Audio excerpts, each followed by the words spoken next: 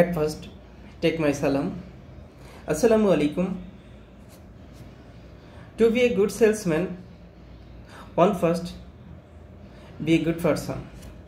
It is very important for a good salesman to have 6 qualities. Those are 6 qualities are planning, organizing, leading, controlling, leadership qualities, and reportings.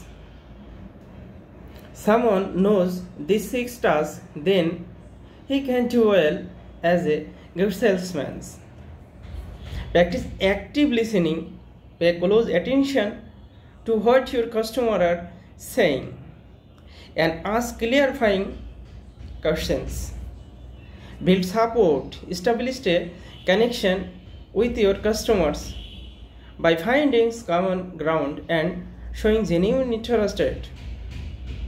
Focus on solution for any kind of problem as soon as possible. Follow up after sales service and provide a solution as quickly as possible.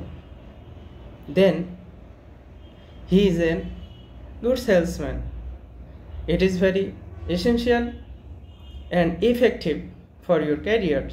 Thank you very much.